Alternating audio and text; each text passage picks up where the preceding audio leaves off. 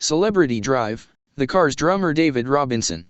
Also an artist and gallery owner, Robinson drives an 8-cylinder Volkswagen Passat. Quick stats, David Robinson, drummer for the Cars/artist and gallery owner. Daily driver, 2003 Volkswagen Passat W8 wagon, David's rating, 9 on a scale of 1 to 10. Other cars, see below. Favorite road trip, Boston to Los Angeles. Car he learned to drive in, 1962 Mercury Comet wagon. First car bought, 1976 Chevrolet Corvette. If you've ever wondered about the story behind the name of the band Cars, you might assume its members are car enthusiasts. But when you ask drummer David Robinson, who came up with the name, the answer is more layered than you might think. Perhaps even a Freudian slip for a kid from Boston who could have started out life as a car designer. We made lists. One of the names I made up was the Cars, and we thought, it's really easy to remember, it's short, it comes at the beginning of the alphabet. It had nothing to do with cars. Totally random. I was at a point where I hadn't thought about a car for years and years and years, Robinson says, laughing. The Cars catapulted to rock stardom at the beginning of the new wave music movement in the late 1970s, selling more than 23 million albums, and the band was inducted into the Rock and Roll Hall of Fame this year. At the height of the Cars' popularity around the world, the person who came up with the band's name did not own a car. Sometimes an interview unwittingly becomes an unearthing of one's childhood dreams. We never even talked about cars, Robinson says. Cars didn't mean anything particularly important to us. But I was totally into cars as a kid and into junior high school, obsessed with cars and designing and drawing pictures of cars. When I was thinking about this interview, I remembered something that was really an important thing that happened to me as a kid. They used to have something called the Fisher Body Craftsmen's Guild. Robinson described the contest, sponsored by GM in an effort to foster future talent, where teens would make scale cars. I remember going to the assembly hall, and it was around the time I started making model cars, and I used to be obsessed with making them. The headlights would turn on, the doors would open, and they had real upholstery in them, Robinson recalls. I wished that I had started out a career as a car designer back then. I gave up on cars when I realized you needed money to buy a car. Then I just forgot about them. Even so, Robinson is still interested in cars today. Every time I see a new car, I immediately redesign it in my head, he says. Robinson admits choosing the word for the band's name might have been a reflection of his subconscious. It's fun that I'm finally being asked about cars. Nobody's ever asked me about my car or anybody's cars, from the beginning of the band, Robinson says. Over the years, music journalists have asked the band about their name. They would ask who made it up, and does it mean anything, and we would just say abruptly, no, Robinson says. Today, Robinson is far from the stage lights. He lives a simpler life on the coast of Massachusetts with a view of the ocean.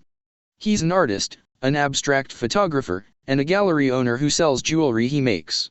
He does not own a cell phone, only has a landline, and drives a 2003 Volkswagen Passat W8 wagon, which was a very purposeful decision. Robinson rates the Passat high on a scale of 10.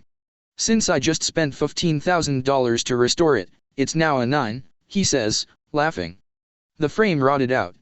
I'd been struggling to keep the car because I love station wagons and manufacturers have cut back on station wagons, so there's not much to offer. Styling-wise, it looks really nice and it was in good condition. Part of the restoration was removing the rust that had occurred since the car is parked near the ocean. It's really fast, Robinson adds. Once Robinson got a wagon, he never looked back when he saw how handy it was. I use it for hauling stuff. I have an art gallery, so I've done remodeling and all kinds of things where I just needed room. I hate SUVs, he says, with a laugh. SUVs, they were a car that nobody actually asked to be built. They're too big, they're mostly ugly, they're too high up off the ground. They don't handle well. Robinson didn't need a car until he was in his 30s, since he took the subway in Boston. He's also owned 3 other wagons, 2 Mercury Sables and a Ford Taurus. I got those because when the Sable first came out, it was the first streamlined, nice-looking station wagon. They were still making boxes up until then, Robinson says. The Passat was a deliberate upgrade. I thought I wouldn't have to haul junk around, so I could get a better station wagon, he says, laughing. But then when I saw there was an 8-cylinder, that was what I wanted. I like the styling, too. It's held up really, really well, I think. 1969 de Damaso Mang USTA. Robinson also owns a dream car he never even thought he would have, a 1969 de Damaso Mang USTA that's being restored by Wayne Carini, of Chasing Classic Cars fame. Watch episodes on Motor Trend Premium right here. He's had it a couple years now. I hope I'll get it back in the fall, Robinson says. If not, I'll have to just wait. It won't matter when he finishes, as long as I can get it in the spring to drive. Robinson has never driven the Mang USTA, even though he bought it 24 years ago. It was my favorite car. In 1966 I remember seeing it in car magazines, at the European Car Show, and it was just one of those aha moments, Robinson says. It was the most beautiful thing I'd ever seen, and I lusted after it. I wasn't really looking for one. I just forgot about them. Robinson has owned a couple of Cobra replicas in the past, and when he was having one built at a shop in Massachusetts, he asked the shop workers if they were working on anything interesting. They said, "We're working on this car that we're going to chop up and race up in New Hampshire." It was a Mang USTA. I got right in my car and went over and bought it. And then I put it in storage. Car he learned drive in. Robinson transformed his first car in 1962, Mercury Comet Woody station wagon, into a band car. He learned to drive around the streets of Woburn, Massachusetts, in that Mercury. I had already been driving with my friends illegally. I drove my friends' cars a couple times, Robinson says. But I formally learned and was instructed by my dad in that car. I didn't let on that I'd already been driving it. And that's the car I had my driver's test in, too. The Comet was the first new car Robinson's dad bought. It turned out to be a horrible lemon, and he went through hell to get Ford to fix it. He went up to the State House to complain. He wrote letters to Henry Ford complaining about it, Robinson says. Robinson says his father was trying to get Ford to give him another new car. It drove him crazy. I'd like to think that people like him were responsible for those lemon laws coming into place, he says. Robinson drove the Comet when he was in the high school band. I decided it was getting run down looking, the fake wood was peeling, so I painted the light part of the fake wood to match the car, which was green, he says. He also got more artistic with it, putting paisley contact paper on the Comet. Paisley was big in the psychedelic 60s, it was like a rock and roller thing. It was silver like foil, and it had pink, white, and black paisley on it, Robinson says. So I stuck it on and made the pattern match like wallpaper, then I painted the wheels the same color as the car. I put baby moon hubcaps on it.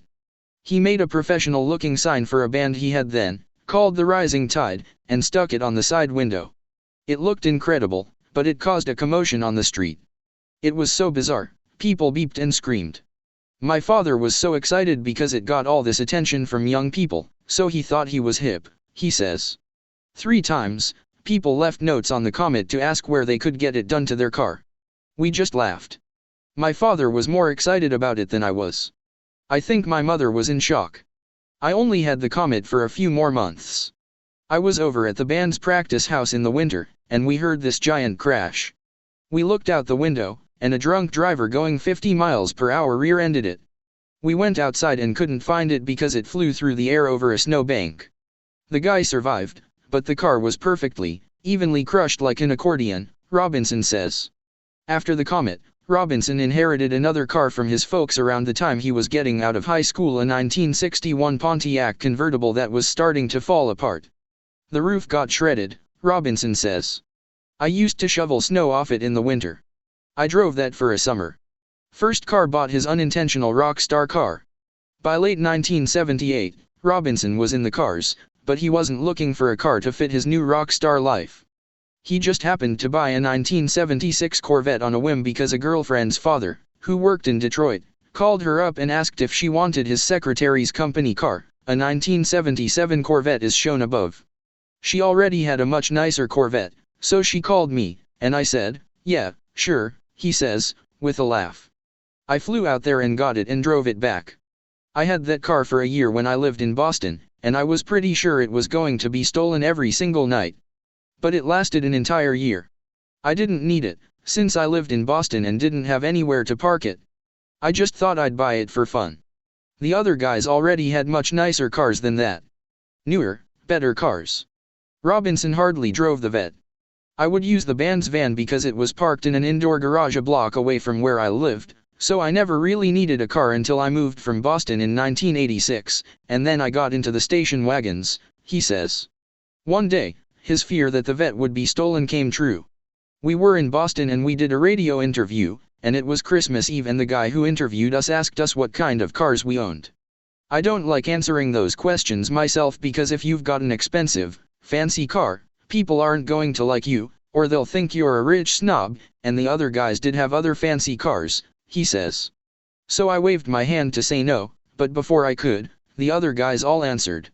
I felt stupid and I told them I had the Corvette. 4 hours later, it was stolen.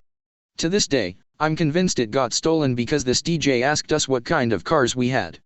After the interview, Robinson drove the Corvette back home, 3 blocks away, where he got lucky to find a parking space in front of his door. He went in to wrap Christmas gifts and came out 2 hours later to find the car no longer there. It had just started to snow and there were fresh tracks in the snow. Somebody was really determined to take it because there were people all over the street, he says. Since Robinson took public transportation in Boston, after the vet, the car's drummer was carless until his mid-30s when he moved to the suburbs. Favorite road trip? When Robinson was in another Boston-based band called Modern Lovers, they drove across the country to record an album.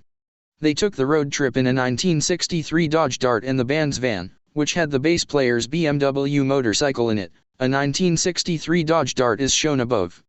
We took the northern route out and the southern route back. On the northern route, we would take the bike out on interesting mountain roads, Robinson recalls. I was a passenger then, I have motorcycles now. That trip was unbelievable. We stopped at everything there was to see the Grand Canyon, which I had never seen. We stopped at Indian reservations. I can't tell you how great that was just to see America, especially the Grand Canyon. When I saw it in person, I was speechless. I couldn't believe what it really looked like in person. They took this road trip in the early 1970s, driving from Boston to Los Angeles, New Orleans, and back home. The trip was incredible because I had really never left Massachusetts and I had never seen any of the natural wonders, Robinson says. Though he's most known for the cars, Robinson still has a connection to the band and its music, especially in his home state of Massachusetts. For 3 or 4 years, they'd been trying to make one of our songs the state rock song, a song called Roadrunner, he says. The guy who introduced it is now the mayor of Boston. So I'm hoping that might mean this year they can make this song the state rock song. Other states have rock songs. 2018 Rock and Roll Hall of Fame. The Cars were inducted into the Rock and Roll Hall of Fame earlier this year, after being nominated twice before. Photo above is courtesy of the Rock and Roll Hall of Fame. I've always been slightly suspicious of a big commercial thing called the Rock and Roll Hall of Fame, and maybe I was a little snobby about it until I looked at who was inducted, and then I realized my favorite ones are in there. Every once in a while they'd induct someone I didn't really approve of myself, Robinson says, with a laugh. But mostly we're in incredibly good company. Rhino's expanded versions of Shake It Up and Heartbeat City. 2 years ago Rhino released 2 new digitally remastered box sets of the Cars catalog, with extra material and artwork. This year, in honor of the band's induction into the Rock and Roll Hall of Fame, the label released expanded editions of the band's most iconic albums, Shake It Up and Heartbeat City. Robinson was always the art director, designing the band's album covers. Robinson was recently given the gift of being able to go back to 1984. Or at least, with the Rhino releases, redo the album covers, including the one for Heartbeat City. In 1984 I designed this elaborate cover and the record company completely screwed it up and screwed me over, and for years I've lived with that horrible cover. It's still got my name on it as a designer, Robinson says. When Rhino started putting out our records, they let me fix the cover and change it. First I fixed the outside of it and then I recreated the inside as it would have been in 1984. Robinson was able to put in all the concepts he had in 1984. That sounds crazy, but it's like a dream come true for me, he says. Pre-computer days stuff was pretty complicated. You'd have to go and print pictures in a darkroom and do all this masking and airbrushing, so to make it last year was 100 times easier. It came out 50 times better. In 1984, Heartbeat City included hits like Drive and You Might Think, which won the inaugural MTV Video Music Award for Video of the Year. There are 7 bonus tracks on Rhino's Heartbeat City, including unreleased versions of Why Can't I Have You, I Refuse, as well as the demo for Drive. Robinson has always enjoyed working on the art for the band's albums. We put out the Cars anthology and I worked on that and it looks like a custom hot rod paint job. The slipcase was painted by a car customizer in California and we asked him to make something that would look like it was on the hood or trunk of a hot rod, he says. They printed it with real metal flake for a few years and then switched over to some laser thing that doesn't look so good. We put a lot of authentic details like pictures of a real hot rod wheel for the disc itself. It's a good box set for hot rod lovers.